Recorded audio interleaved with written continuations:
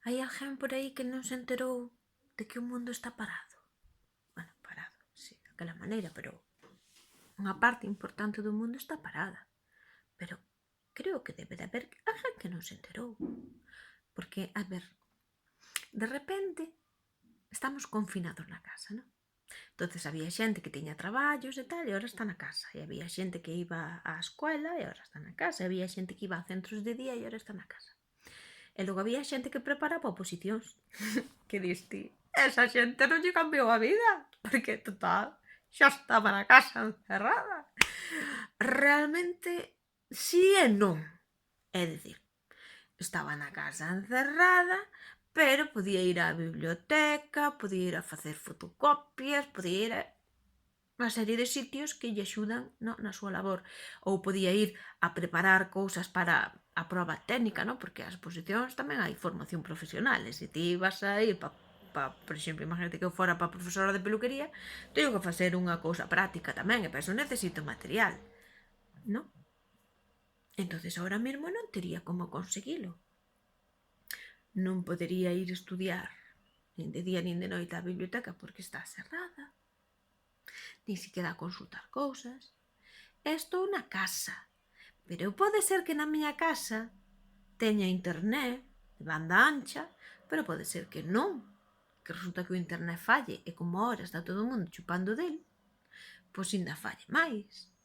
Pode ser que eu viva sola, pero pode ser que non.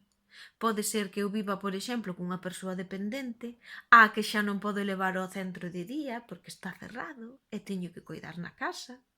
Ou pode ser que teña crianzas que xa non dispoño de X horas libres porque esas crianzas están no colexio ou no plan madruga ou non sei que, e agora están na casa e necesitan uns cuidados, unhas atencións.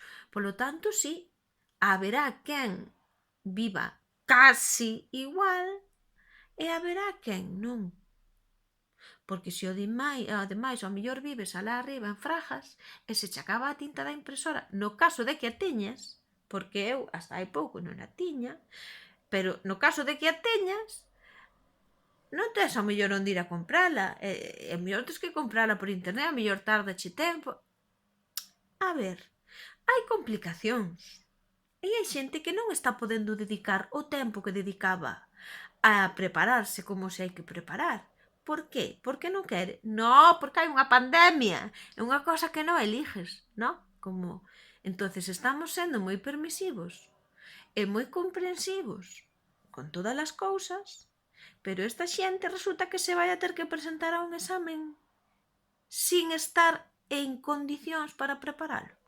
Ou que, por exemplo, se di de que o alumnado non se pode presentar a examen e se pode evaluar os traballos que están facendo, por exemplo, desde a casa, por esta diferencia, no, de que hai rapaces que teñen internet ou outros que non os teñen, as condicións son distintas, pero para os adultos as condicións son iguales. Alguén foi á casa a preguntarlle a esa xente cal é a súa realidade? Non, verdad que non?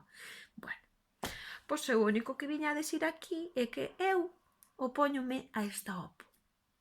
Que eu non son ninguén, é verdad, pero que podo dicir o que me dé a gana, tamén é verdad.